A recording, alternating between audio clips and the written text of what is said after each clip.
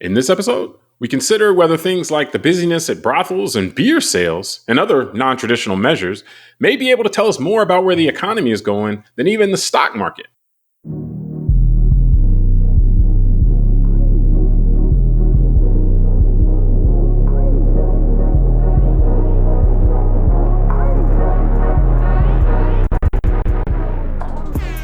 Hello, welcome to the Call Like I See It podcast.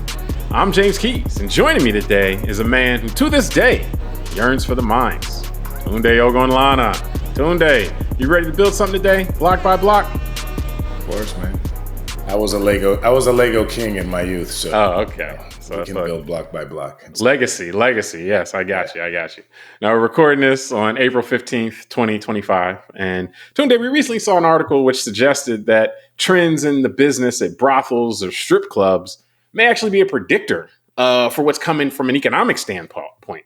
And also that suggested that it may be time to start worrying. But setting that part aside, the idea of leading indicators in the economy is something that many of us are familiar with.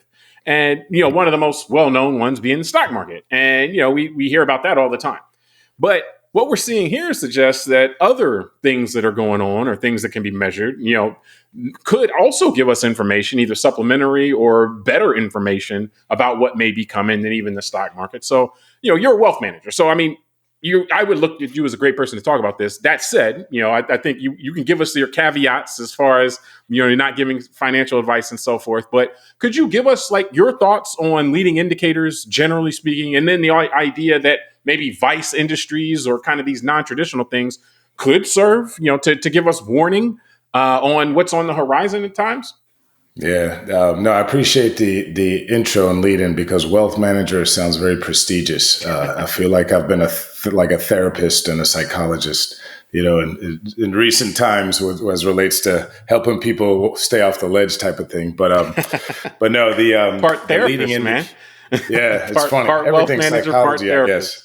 Well, yeah, you know what? It's interesting. I didn't think to get into this topic like this, but the concept of a leading indicator is psychological. And so what a leading indicator is really is it's an indicator within some sort of economic, data point or metric, which helps us forecast future economic activity.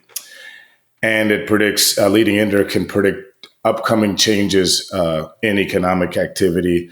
And it helps those who are participating. Which a key piece of that is, what people are going to be doing. Economic activity. That's what I'm saying. Is what people are doing. So there is a psychological. Well, and that's why economics has never been able to be classified as an actual science, like a natural science. And it's because of even though you can get into predicting herd, kind of the herd mentality when you have large groups of people, like in markets, and how they may react to greed and fear and other kind of stimuli that can be put into the ecosystem of said market. It's still, you still have the reality of also outlying behavior from individual humans. So that's why it's the psychological aspect is why economics can't be classified as a natural science. And that's what I'm saying is it's interesting to even, again, not thinking of that coming in just with a joke about being a psychologist. Maybe more go from my economic left brain math side to actually this leading indicator stuff. So really you didn't pull out the spreadsheets yet? No, not yet. So, okay. You know what? You might have, by introducing me like that, you may have saved the audience from a spreadsheet moment. So they should thank you as they listen to this and watch us. But no. But then just, and I'll pass it back. But that's what I mean is that the leading indicator really is, it's a collective forecast. Or let's put it this way. The indicator helps us as individuals in participating in the marketplace, let's say, to be able to somewhat forecast what may be coming. But because it's collective behavior, this is to me the part that gets interesting. Sometimes the collective perception creates the reality. So if everybody believes everything is going to be bad and they all behave the same way by, let's say, hitting a sell button in their investments, then their perception that it's going to be bad and then their behavior against those perceptions leads to the market actually going down because everybody behaved a similar way at the same time. So that's where the psychology gets interesting. No, there's a self-fulfilling kind of thing. And actually, I think that What's interesting to me about this kind of vice industries measure, where you're looking at these things, is that it kind of like the stock market serves as a leading indicator in a way that I think has a middleman. And then whereas these vice indicators cuts the middleman out, so to speak. Not to say that it's better, because as you said, I mean, it's important to realize economists will tell you different, or at least some will, but economics is not a science, like it is something, it's more of astrology than astronomy. But there are things that we've observed that seem to be relatively reliable. And one of the things a lot of times with economic success and economic activity is that most things are demand driven. Are people going to spend money on this? A lot of times with the stock market and with corporate investment and stuff and so forth, the middleman is the fact that you have corporate investment and you have high expectations in a stock market because they think demand is going to be high. They think that we'll be able to sell a lot of stuff because people are going to be buying a lot of stuff. Well, when these vice measures, what you're looking at really is discretionary spending. It could be specific vices, and some of those that may be more basal human instinct vices. But that's the direct demand right there. How much demand is it for these things that people have wanted for thousands of years? There's no society to society. If there's a lot of demand for these things, that could, I should say, indicate there's a lot of demand in the society. There's a lot of people with discretionary money that they're planning to spend, which could benefit a lot of industries. And then if that's getting real tight, it could seemingly indicate that, hey, man, even for the stuff people have been trying to buy or get in other ways for thousands of years, we're not really doing it that much right now. Then that might indicate that, they might not also be going to buy a new pair of shoes either, or they may not also be going and buying this and that. And so it's kind of like indications of demand, which are direct, as opposed to not just what the demand is, but what a business person's expectation of what the demand is going to be. So that to me is the interesting piece about this, is it kind of cuts out a middleman in this, but it all still does go based on this kind of perception on how much money are consumers going to be spending. No, so here's the thing, James. It's very interesting the way you said it, because it made me think of, I want to discuss the concept of a lagging indicator, as you mentioned. That's a good, lagging, that'd be a good contrast in terms of this. So that's what I'm saying, because as you were talking, it made me realize we should contrast that for the audience. But I just want to finish up on conceptually, because I think you make a good point that the stock market does definitely have a lot more kind of middlemen in between. I mean, just the fact that it's a market and an exchange. And has an not infrastructure, to mention even the amount of automated trading that goes on now. Which just the fact that it's a regulated marketplace, right? We know it's going to have more than, like you said, just walking into a store and buying a beer. That's a very direct, information about a direct purchase from a consumer. So, just for the audience, though, the leading indicator concept, right? Because I'm thinking about what's been going on. Anytime there's, let's say, a scary headline, whether it's tariffs or recession looming or a war somewhere, and the market reacts quickly. And sometimes people would ask me, well, why is the market doing this? And the stuff hasn't hit the system, like whatever the headline was, clearly, a pandemic. Things. Correct. Pandemic. You're right. So we get scared about it in late February. The public gets wind of it late February of 2020. And within a month, the stock market's down 40%. But none of the economic slowdown, the loss of jobs, all that started happening like April, May, and June. So the idea of a leading indicator is because what we're talking about, the psychology of investors in this example, that once the bad news hits, they react. Everyone's kind of like, I want to be first out of the door. I don't want to wait, because if I wait, other people will sell first and all my stuff will go down. So the idea is that that's an indicator, something that can indicate to the rest of us that might be looking at that ecosystem of, let's say, the stock market as an example here, to say, wow, that's indicating, the stock market's indicating that bad things may be coming. Well, on the flip side, the analogy that I just want to throw out there with you is that along those same lines, then the thinking would be that then this other person who may have been considering opening a second restaurant location, or this other person who may have been considering starting to manufacture a new line of socks, or those people, same people, then will be like, whoa, I don't want to do anything new right now. So you're going to, the stock market gives kind of this indication that broadly in the economy, people might start pulling back on things they might have planned to do, because it's okay. So that's how it kind of coincides, because it's not the stock market directly that indicates this kind of economic activity. It's a reflection of it. And that's why we're calling this an indicator, so to speak. Yeah, no, that's great because then you have something. I mean, they actually measure some of these things. Many people listening or watching may have heard of the Consumer Confidence Index. Yeah.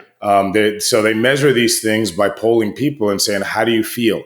And generally, when people feel good, something called the wealth effect, which is that feeling when the markets generally are going up and there's not a lot of volatility, and your house price has gone up, and you kind of look at your statements or you go online, everything looks good. To your point, James, people feel good. The kids want to go watch a movie. They spend a lot of money in brothels, apparently. Well, that's where we're going, right? Like if the kids want to watch a movie, is my example, because we all know, I joke and say, of course, we all know popcorn at movies and hot dogs are way overpriced. So if you want to go spend $40 for 2 hot dogs and a bag of large popcorn and soda, when you're feeling good, you don't mind spending $40-$50 on something that's way less. But let's say the market's going down and you hear about layoffs and all this other stuff. It's kind of an opposite. And what it does is it'll cause people to contract their spending. So maybe if my kid wants to watch a movie next weekend, I'm telling them, hey, let's just watch it on Netflix because I don't want to go spend $50. And like you're saying, that reverberates through the economy. And you're right. This is where we're going at that. This kind of, I'll call it the vice index, but it's not just vice stuff. I mean, they had beer, they had cosmetics, makeup, these direct consumer purchases, including brothels and strip clubs. Those are what we call discretionary spending, unlike spending on your light bill or your cell phone or food, right? Those are kind of mandatory. We have to eat to live. I guess some people have to go to a strip club to live. That wouldn't be me and you, James, and definitely our wives would agree with that, right? But the idea is that some men may feel that it is life or death. So I guess they're the ones that would be like they're the ones that are there anyway, no matter what. Yeah, so I was gonna say it's like a cigarette smoker. No matter how much the pack goes up, they keep buying. Yeah. But most people, and that's the thing is that So, but I get from what you're saying though is that these are inputs that you can derive some measure of information as far as what may be coming from. Correct. And as opposed to now let's go into something like lagging indicators. Obviously, leading being something that's ahead of us, lagging being something that's behind. So something like unemployment figures. Yeah. That would be an example of a lagging indicator, meaning the data has to, be generated. Like the events have to happen first. And then it has people, to be let's measured, say, being and unemployed. It has to be reported. Yeah, then the government has to go ask businesses how many people you employ. But interestingly enough, then that is the kind of thing that can become the new input into some other kind of, now that unemployment's going up, people will further contract what it is that they're doing. And that can actually put us, and that's the psychology. That's like it's the self-perpetuating thing. And that's where, like, for example, the pandemic gave us a lot of examples of this because you had that initial drop in the stock market and so forth. And then the government starts printing money and drops the interest rates down to zero and, all this other stuff. And what that does is that itself, in the same way that the occurrence of the pandemic wasn't the actual bad stuff that everybody was worried about from an economic standpoint. It was all of the lack of commerce that was going to happen because of that. Once the government starts pumping all that money in, and once the government drops the interest rates down to zero, the goal being then is to change people's minds and to then say, okay, the environment is so conducive to, it's easy money, the environment is so conducive to commerce that we're going to override our hesitation that we're seeing from these other factors and then go back in and say, hey, we're going to start spending money again because we think with the government pumping all this money into the system or with these interest rates so low, economic activity is bound to pick back up. So how these psychologies are played, and that's the economic game. And that's why, it's astrology more than astronomy, so to speak, because it really is, you're trying to figure out ways to one, measure what people are thinking and how they're going to react. And then two, when you're looking at it from, kind of a state standpoint or, a market standpoint, managing that stuff, how to then push that in directions that are helpful. In contrast, in the Great Depression, for example, it's famous that the government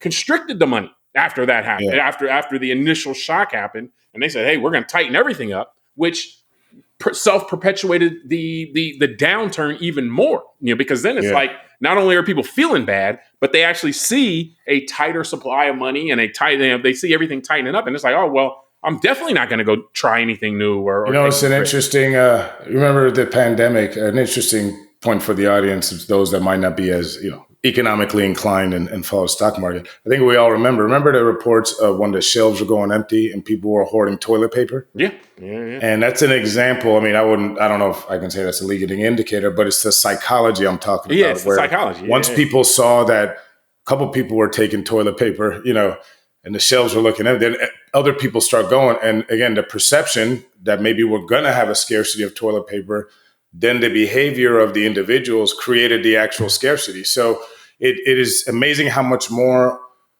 like psychological some of this stuff then is then mathematical. And to your point, Jim, I just want to look on a chart here with the S&P 500.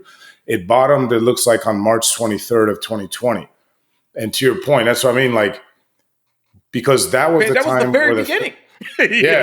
But that's when the federal government around that, that week when they announced, okay, CARES Act, PPP loans, EDL loans. So to your point, and that's what I was saying earlier, it was really April, May, and June that, remember, like 7 million jobs this week, 6 million jobs next year. I thought we'd be in a Great Depression.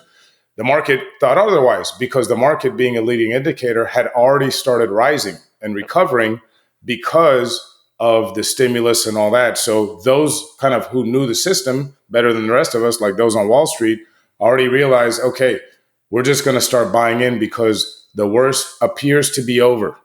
We are forecasting now that this. Well, no, I don't even think it was that the worst appeared to be over, but it was just that the trajectory was going. Like, if the government continues doing what it's doing, remember, because it was still at April, May, June, it was still economic performance-wise was going down, but they already saw, hey, the bottom of this is, we already see that the bottom is already where the bottom is going to be, and then it's going to go up. And so leading-wise, they were like, we're going to get ahead of this because we see. Well, you called it already. It was because of this shutting of business, like literally for the first time in world history, where the government said, okay, everybody's stopping at the same time.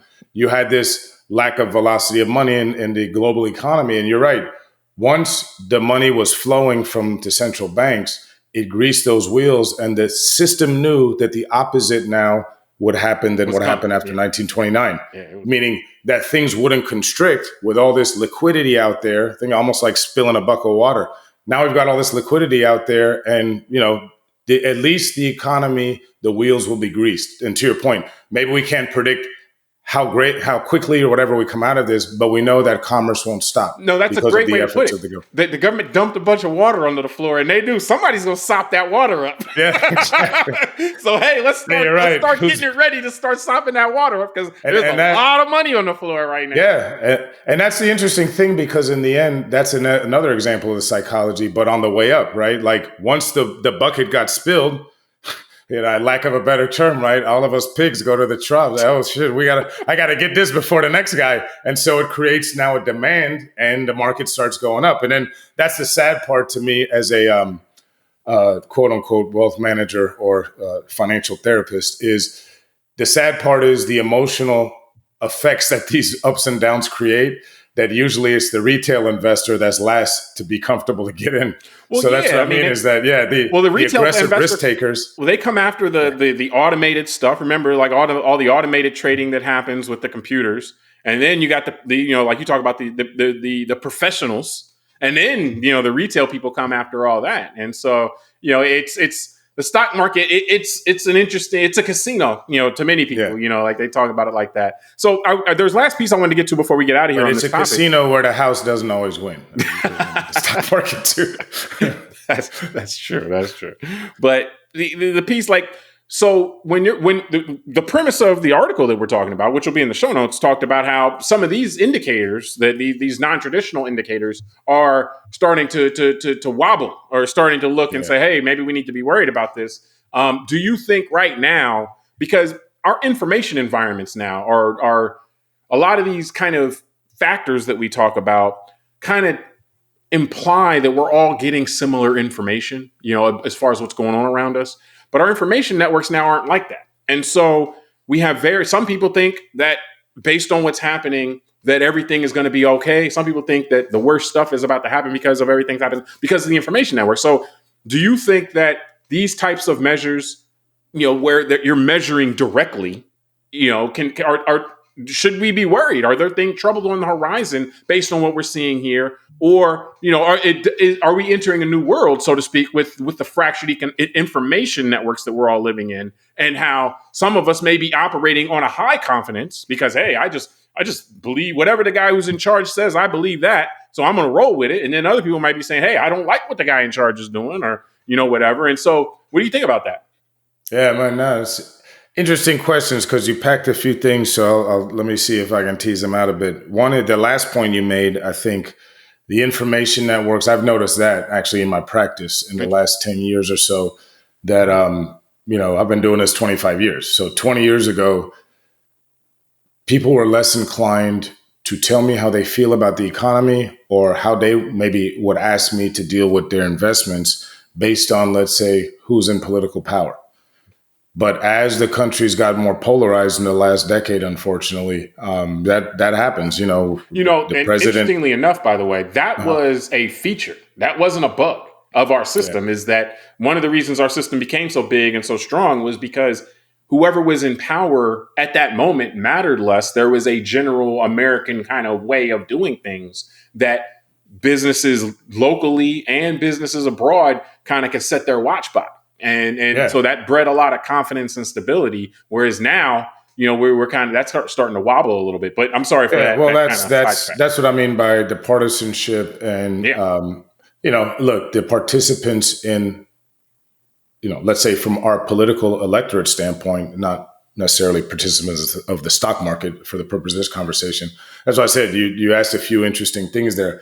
So the participants in our political landscape have become, conditioned to believe that men can affect things more than the actual overall system. And so I think that is taken effect into the psychology of some.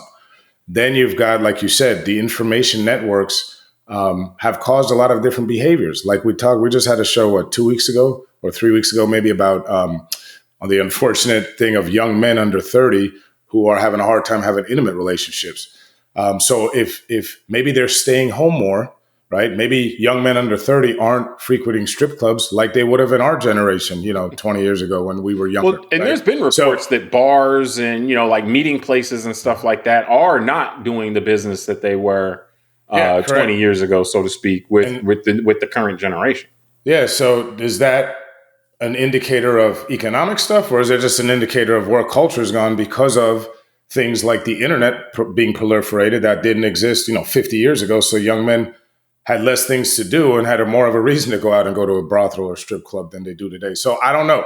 And that's why, to me, the market. Man, I mean, Sony and PlayStation might have gotten all that money, or whatever else. Yeah, exactly. And even things like they had things. That's what I mean. It wasn't just Vice stuff. They had things like cosmetics as a symbol. They gave an example from 2008.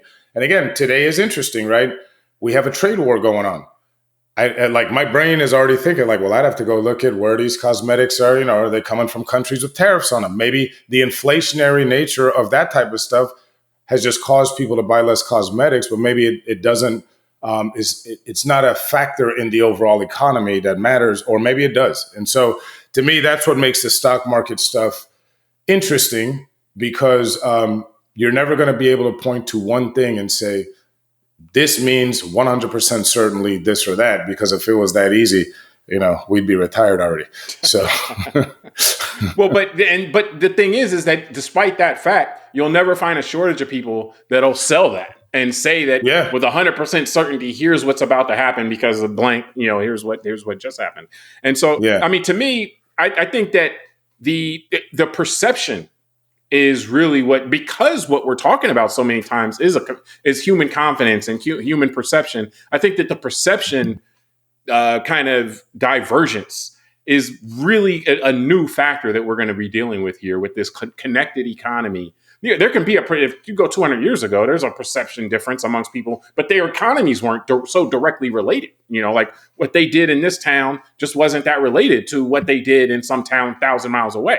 Whereas now that's just not the case. And so I'm really interested to see how this divergence in perception of what's happening and whether what's happening is good or bad is going to play out, because I think that it does kind of things that we've taken for granted in this conversation. Like, okay, these behavioral things, like things that, again, I think those things tap into something basal in humans. Like, okay, yeah, they've been humans, the oldest profession. Like, so it's the oldest profession because there's been a demand for that as long as we know. What's that? Being a human or being on your back? Which one?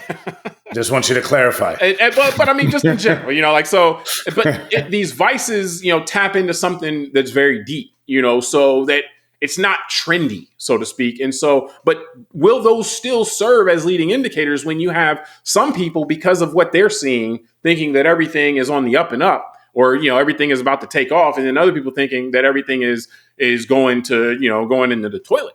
And so that divergence to me creates a really interesting kind of test case. One of the interesting things about economics, and why economics, you can't look at it as a science, and is because it can't be tested as a science. We can't have a control group that's going to do blank, and then a test group that's going to do something else, and then we can replay it, and then switch the groups and have the control be the test, and then the test be the control. We can't run those kind of simulations in real life, And so all of this stuff is, we can kind of guess what may happen, and then after things happen, we put some kind of logic on top of it and say, okay, well, this happened because of this, and then hope that same kind of thing plays out the next time. So it's very unscientific. Well, that's actually, let me stop you there. That's great, because I mean, you used to say, people look at the stars and see constellations. Another one would be, we can look at the clouds, see order, and see shapes. Exactly. Amongst disorder. Yeah. So I think that's a great tendency. Point. That's like how our brains work. No, of course. And that's why I'm going here, because it's a great point where you say, when we have a fractured information system, like we've obviously developed more and more over the years as technology is advanced, that's kind of what we see, man. Like, first of all this stuff's complex. I had a conversation with a friend of mine recently about the trade deficit. And it's just like, he's trying to tell me all this stuff. And I just stopped him and asked him, can you explain to me why having a trade deficit is bad? And he couldn't. And I didn't want to show him up, but it was kind of the point of saying, and that's the thing, I'm not here to say I was an expert during COVID about what a vaccine meant or not. Our life is so complex now in the world that we do want to find patterns and kind of simplify things. Like you said, that from an evolutionary standpoint is just too much going on. And so when I look at a bunch of clouds, my brain wants to already pick patterns that I can recognize. Your brain will see a dog. Jump in. Because if not, then my brain's got to figure out what this new pattern is, and it's just doesn't want to take that energy most likely. So I think it's very interesting, James, that you're going this direction as relates to the information networks and the fracturing of them, because I think most of us can appreciate, listening or watching us, that we've seen this in the last few years. I mean, think about the contrast based on what you consumed in the media, based on maybe what the algorithm sent you and your political leanings, how you felt about, let's say, the economy a year ago, right? And we did the discussions where the stock market's hitting all-time highs, but some people would swear it's the worst economy ever. Now we're going to have a contrast where we have new leadership, and some people who support this leadership will feel one way, others that won't. They'll feel an opposite way. But the reality is the facts are all the same. It's just where you're getting your information from, and that source is directing kind of the confirmation bias as to whether people what I'm feel saying good is or not. That's going to affect your confidence in what's happening and what's going on. So you within, are certain segments of society going to be more inclined to, hey, let's open up this new factory? Or in other segments be like, we better do nothing. And they're sitting right next to each other. But they're because they're information networks, there's less overlap in information networks. Like I said, I'm raising the question more than I have an answer, because again, this is science. Here's your thing, man. Based on, for the audience, 2 weeks ago, we did a show on a book called Revolt of the Public. So based on the concept of that fifth wave, I do think you're onto something that just the change in the way we all receive information could end up in the long run, I'm talking like a generation or two from now, begin to really change how we do economics and a lot of other things. And I just think it's very interesting, to your point, that the perception of the individual at an individual level, the psychology or really at does. A pod level, though, is kind of what I'm saying. Yeah. We're grouped into these pods based on kind of what information the algorithms decide to send to us. And then we further diverge because of the way the algorithms treat us. And so, and there doesn't seem to be any pushback against this, so it's just like, yeah, we're going into a different place where it's not a given that we're all going to observe the same thing about the economy that's going on in a given moment, because I might be aware of things that somebody else has never seen, never heard of, and it's like, wow, that's for all of these things that are supposed to take measures of our society, broadly. I just wonder how effective they'll be once, as we diverge from, like, some people think it's daytime, some people think it's nighttime. And it's like, like, how can you take how can you summarize that sentiment? But the last thing I want to mention, and I want to get out of here, is just that you brought up the complexity of these things. And one of the things that brought to mind is that historically, like throughout human history, we've used religion to kind of fill in those gaps when the world around us was more complex than what we had the tools to understand. So before we could understand why it rained and why it didn't rain, it was the gods. That was how we understood it. It was the gods, and you had to sacrifice a virgin, or you had to do some things to make it rain. And then if you didn't do it right, then it wouldn't rain. Then we understood rain, and then we no longer needed religion for that.